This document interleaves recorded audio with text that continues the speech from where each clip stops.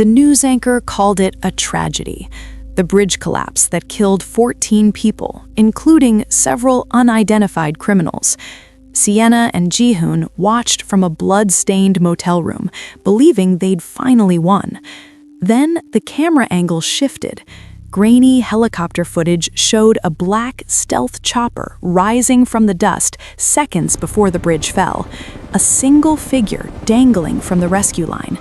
Director Park, alive, vengeful, and according to the breaking news ticker scrolling across the bottom of the screen, he'd just issued Protocol Zero, a citywide lockdown to find 2 fugitives.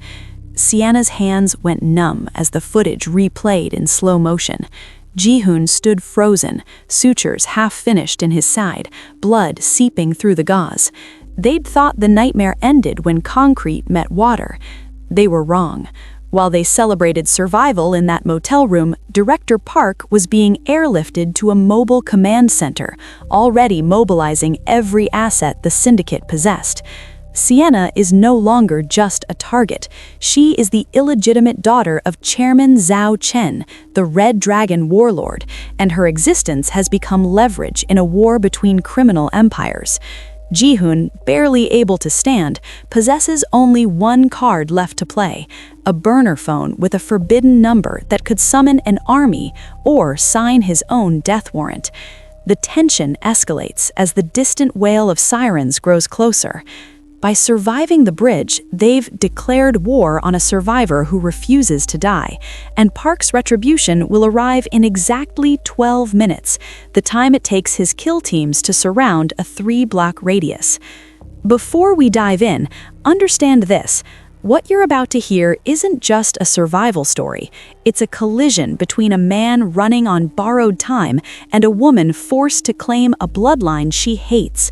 A hitman bleeding out in the dark, a daughter calling upon a monster to save him, and a vengeful director who is about to learn that when you turn off the lights in a city, you don't trap the prey, you unleash the dragons. Now, if you've been watching stories like this and haven't subscribed yet, trust me, no pressure. But if, by the end of this story, your pulse is racing, if you catch yourself holding your breath in that subway tunnel, if the sound of those helicopters gives you chills, then tap that subscribe button and drop a comment telling me, who would you call if you had 1 minute left to live? Because stories like this, they don't just entertain, they change the rules. All right, let me show you how the lights went out in Seoul. The motel room smelled like copper and antiseptic. Ji-hoon sat shirtless on the edge of the stained mattress, while Sienna threaded the needle with hands that had finally stopped shaking. 3 hours since the bridge. 3 hours since they'd watched their enemies fall into the Han River. "Hold still," she murmured, pressing the edges of the wound together. The bullet had carved a channel through his side, deep enough to scar, shallow enough that he'd survived. Barely. Ji-hoon didn't flinch as the needle pierced skin. He'd endured worse, done worse, but when Sienna's fingers brushed the unmarred skin of his chest, something in him cracked open. "I'm sorry," he said quietly. She tied off the suture. "For what? Saving my life? Destroying yours?" "For all of it." He caught her wrist, thumb tracing the purple bruises where she'd gripped the gun too tightly during the firefight.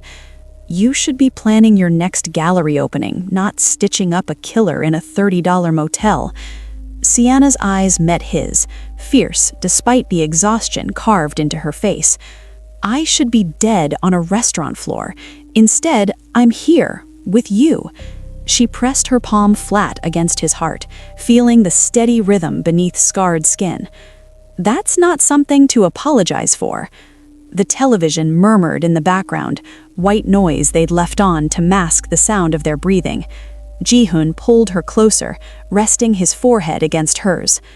"It's over," Sienna whispered. "Park is dead. The Syndicate thinks we died in the collapse. We can disappear." Ji-hoon wanted to believe her, wanted to believe in motel rooms and new identities, and a future that didn't end in blood. "Yeah," he lied, kissing her temple. "It's over." The television flickered. Breaking news. Everything shattered. The news anchor's voice cut through their fragile peace like a blade. Breaking, authorities investigating yesterday's Han River Bridge collapse have released new footage showing a dramatic helicopter rescue moments before the structure failed. Sienna looked up from bandaging Ji-hoon's hand. The screen showed aerial footage, shaky, distant, but unmistakable. A black helicopter hovering over the disintegrating bridge, its rescue line taut as it hauled a figure up through the smoke and debris. "No," Ji-hoon breathed. The camera zoomed closer. Even through the pixelated feed, they could see him, Director Park, one arm in the rescue harness, the other clutching something metallic. His face was bloodied and burned, but alive. Impossibly, devastatingly alive. Officials have not confirmed the identity of the individual rescued, but sources suggest Ji-hoon lunged for the remote and killed the power. The sudden silence was worse than the news. Sienna's hands had gone cold. "He's supposed to be dead. We watched the bridge fall. We watched." He had an extraction team. Ji-hoon was already moving, ignoring the fresh blood seeping through his bandages. He grabbed their meager supplies: 2 burner phones, a handgun with 1 magazine, fake IDs that wouldn't survive a second glance. Stealth chopper, protocol for high-value assets. I should have known. Known what? That Park doesn't die. He shoved the gun into her hands.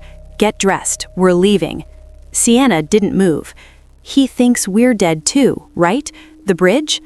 The first siren wailed in the distance, then another, then 5 more, converging from different directions, like a noose tightening. Ji-hoon met her eyes. He knows exactly where we are. Director Park stood in the mobile command center, a converted military transport truck bristling with satellite arrays and surveillance screens. His left arm hung in a sling. Burns traced angry patterns across his neck and jaw where the explosion had kissed him. He should have been in a hospital bed. Instead, he was orchestrating a manhunt. "Sector 7, confirmed visual," he said into the headset, his voice rough from smoke inhalation. The screen showed thermal imaging of the motel district, dozens of heat signatures, cars fleeing, civilians scattering. Park's eyes tracked every movement with predatory focus. "Sir, the ghost is critically injured," his second-in-command offered. "He can't have gone far. Standard sweep should—" Standard failed on the bridge. Park's good hand slammed against the console. "He killed 12 of my best operatives with a bullet in his chest. You think Standard will catch him?" The officer stepped back. "What are your orders?" Park turned to the communications specialist. "Execute Protocol 0. The room went silent. Protocol 0 was the nuclear option, reserved for containment of catastrophic threats. It had never been used on domestic soil. "Sir, that's a city-wide—" "I know what it is." Park's scarred face twisted into something resembling a smile. "Cut power to sectors 6 through 9. Traffic lights, subway systems, cell towers, everything. Lock down a 3-kilometer radius around the motel. If a rat moves, I want eyes on it." The specialist hesitated, then began typing. Across the screens, Seoul's eastern districts started going dark, block by block, a spreading blackness swallowing the neon glow. "The ghost taught me something on that bridge," Park said, watching the lights die. "If you want to kill a monster, you have to become one." He pulled up the thermal image of the motel. 2 heat signatures. Still there.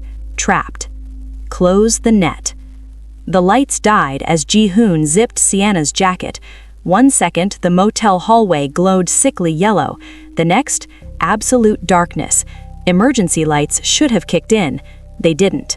"Protocol 0, Ji-hoon said, the words tasting like ash. "He's cutting power to trap us."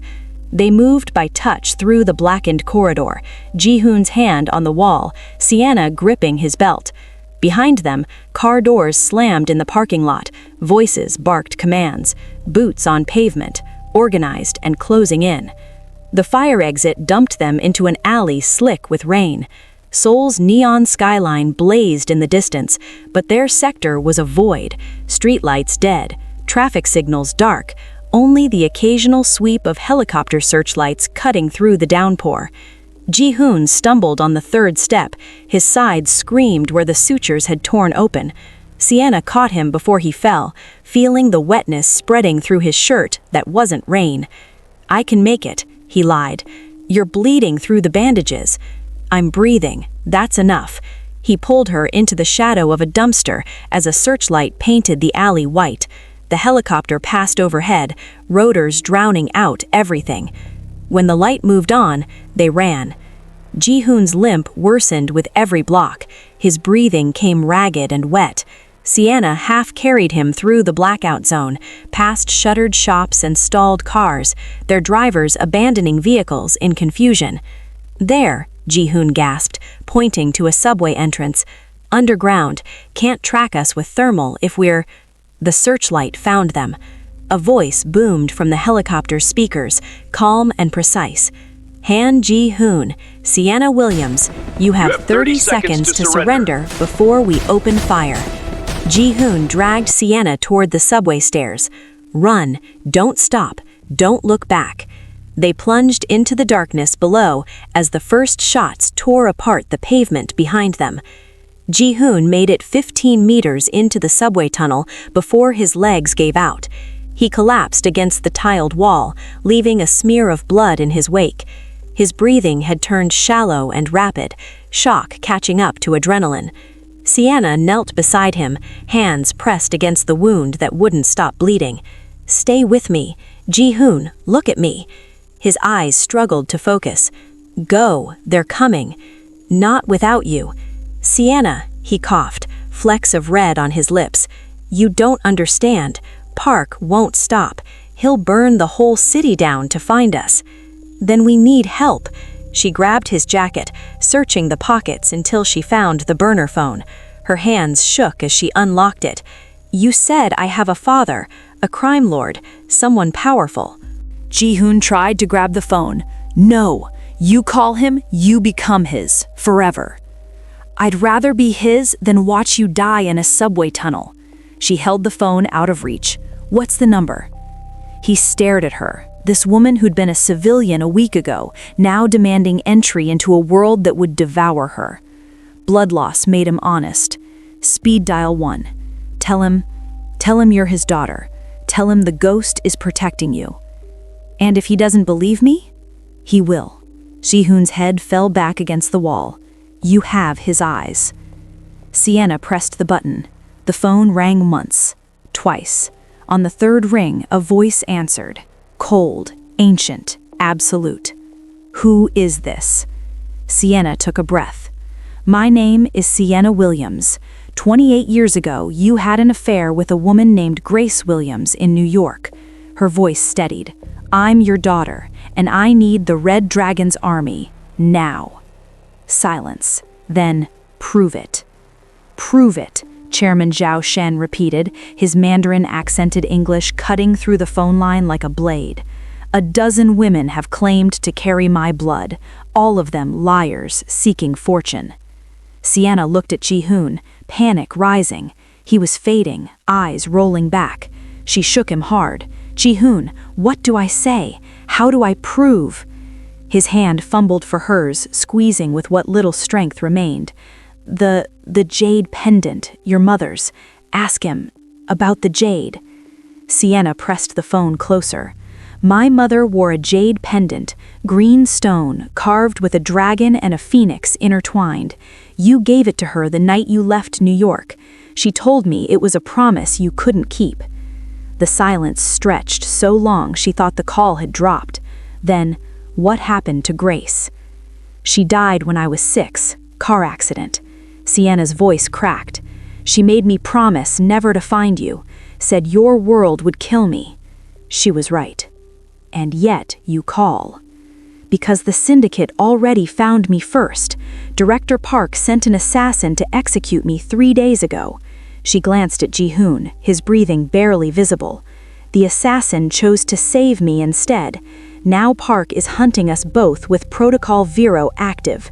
We're in Gangnam subway tunnels, Sector 7. Han Ji-hoon is dying, and I have maybe 5 minutes before Park's kill teams find us." Footsteps echoed in the tunnel behind them, multiple sets, moving fast.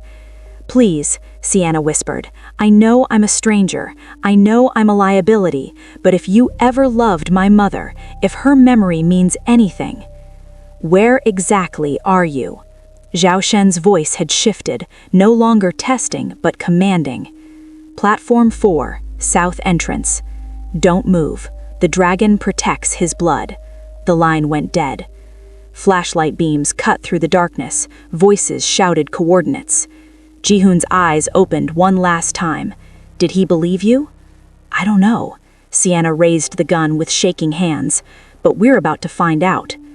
The Syndicate operatives hit the platform with tactical precision, 6 men in black gear, night vision activated, weapons raised. Sienna fired twice, wild shots that sparked off the tunnel ceiling. They scattered but didn't retreat. "Contact, platform 4, 2 targets, 1 critically injured." The lead operative's voice crackled through his radio. Sienna dragged Ji-hoon deeper into the tunnel, his arms slung over her shoulders, feet barely cooperating. Blood left a trail behind them that even darkness couldn't hide. "They're tracking the blood," Ji-hoon managed. "Have to separate. Shut up and move." The tunnel branched ahead, maintenance access on the left, main line continuing right. Sienna chose left, shouldering through a rusted door into a narrow service corridor. Pipes dripped condensation. The air smelled like mold and electrical fire. Behind them, boots pounded concrete. The operatives had split up, voices coordinating through comms. "Target is mobile but slowing. Blood loss significant. They can't have gone far." Sienna's lungs burned. Ji-hoon had gone dead weight, barely conscious. She lowered him against the wall, pressing her hand over his mouth as flashlight beams swept past their hiding spot. "Clear on main tunnel," a voice reported. "Checking service access now." The footsteps grew closer. Sienna raised the gun with both hands, aiming at the corridor entrance. Her finger found the trigger. 1 shot left in the magazine, maybe 2 if she was lucky. The beam of light turned the corner. Then the entire tunnel system shuddered. Somewhere above, an explosion rocked the street level. The lights flickered once, then emergency systems kicked in, bathing everything in red. New voices flooded the comms, speaking rapid Mandarin, orders barked with military efficiency. The operative in front of Sienna froze, confusion crossing his face before his chest erupted in a spray of crimson. He dropped without a sound. From the darkness behind his body, a dozen figures emerged, weapons raised, wearing the crimson insignia of the Red Dragon. Chairman Zhao Chen had arrived. The Red Dragon's soldiers moved like ghosts through the tunnel system, extracting Sienna and Ji-hoon with brutal efficiency. They emerged through a blown maintenance hatch into the rain-soaked night where 3 armored SUVs waited with engines running. "Extraction point compromised," the team leader said into his comm, scanning the sky where 2 Syndicate helicopters circled like vultures. "Primary route blocked, moving to secondary location." The convoy tore through the darkened streets, weaving between stalled traffic. Ji-hoon drifted in and out of consciousness in the back seat, while a medic worked frantically to stabilize him. Sienna held his hand, watching his pale face illuminated by passing streetlights. "Where are we going?" she demanded. "Somewhere safe," the team leader replied. "Chairman Zhao's orders." They skidded to a stop at the base of an unfinished skyscraper, 40 stories of exposed steel and concrete, construction abandoned midway through. A banner hung from the scaffolding. "Zhao Development Group. Building tomorrow." "Your father's project," the team leader said, already moving. "Helicopter extraction from the roof in 8 minutes. We climb." The stairwell was a concrete shaft of echoes and darkness. The soldiers carried Ji-hoon between them, Sienna stumbling behind, legs burning. 20 floors, 30. The sound of rotors grew closer, both above and below. They burst onto the rooftop as searchlights found them. Not 1 helicopter, 3. 2 marked with the Red Dragon's insignia hovering protectively. The third, sleek, black, Syndicate, rising from the opposite side of the building. Director Park stood in the open bay door, one arm in a sling, the other holding a sniper rifle. "End of the line, Ghost," his voice boomed across the rooftop through a megaphone. "Nowhere left to run." The Red Dragon soldiers formed a protective circle around Sienna and Ji-hoon, but they were exposed, trapped on a rooftop with nowhere to hide. Park smiled through his burned face. "You should have died on the bridge." Director Park lowered himself from the helicopter onto the rooftop with visible effort, his burned face grotesque in the searchlights. He limped forward, each step deliberate, mirroring Ji-hoon's wounded gait like a twisted reflection. "You broke the only rule that mattered, Ghost," Park called out, his voice raw. "Never let them make you human." Ji-hoon pushed himself upright despite the medic's protests, standing on legs that barely held him. Blood seeped through fresh bandages. "I was never one of you. No, you were better than all of us."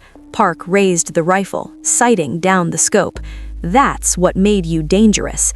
And now look at you, bleeding out for a girl who didn't even know she existed until a week ago." The Red Dragon soldiers tightened formation, but Park's helicopter had them pinned. Any move would trigger a massacre. "She's Zhao Chen's daughter," Ji-hoon said. "Kill her and you start a war that destroys the Syndicate." "The Syndicate is already destroyed. You saw to that on the bridge." Park's finger moved to the trigger. "This isn't about business anymore. This is about finishing what should have ended at 9 p.m. on Valentine's Day." Sienna stepped in front of Ji-hoon. "Then shoot me. That's who you wanted dead, right? I'm the target." "Sienna, don't." "He's not here for me anymore." Sienna stared at Park across the rooftop, understanding crystallizing. "He's here because you made him look weak, because you chose me over your oath. This is about pride." Park's burned lips pulled back in something resembling a smile.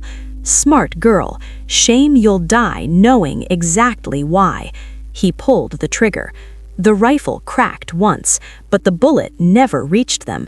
The third helicopter rose from below the rooftop's edge like a dragon ascending from the depths, larger, armored, bristling with mounted weapons. It hadn't been circling, it had been waiting. The mounted miniguns opened fire before Park could chamber a second round. His Syndicate helicopter disintegrated in a fireball of shredded metal and screaming engines. Park dove behind a concrete pillar as his pilot's body tumbled past him, consumed by flames. "All units engage," Park's voice cracked through failing comms. The answer came from everywhere at once. 4 more Red Dragon helicopters materialized from the fog bank rolling off the Han River, surrounding the skyscraper in a formation that spoke of military precision. Rappel lines dropped. Soldiers in crimson tactical gear descended like spiders on silk, boots hitting concrete in synchronized rhythm. The Syndicate operatives who'd been staging on lower floors never stood a chance. Gunfire erupted across multiple levels, brief, brutal, decisive. The Red Dragon didn't negotiate. The largest helicopter descended to the rooftop, its bay door open before it touched down. Chairman Zhao Chen stepped out. He was smaller than Sienna expected.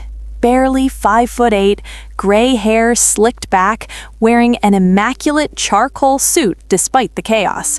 But the way every soldier straightened, the way the air itself seemed to compress around him, made him a giant. His eyes found Sienna first, dark, calculating, searching for something. Then they moved to Ji-hoon, bleeding and swaying, but still standing. Finally, to Director Park, trapped behind his pillar, out of ammunition and options. Zhao Chen spoke in Mandarin. His soldiers moved as one, weapons trained on Park. "You shot at my daughter," Zhao Chen said in perfect English, walking forward with hands clasped behind his back. "Did you truly believe I would not answer?" Director Park died on his knees, executed with a single shot to the back of the head by one of Zhao Chen's lieutenants. His body slumped forward onto the rain-slicked concrete, the man who'd survived a bridge collapse, finally meeting the end he'd outrun. The gunfire ceased. The only sound was the rhythmic thump of helicopter rotors and Sienna's ragged breathing. Zhao Chen approached slowly, his soldiers parting like a crimson sea. He stopped 3 feet from Sienna, studying her face with an intensity that made her want to look away. She didn't. "You have your mother's defiance," he said finally.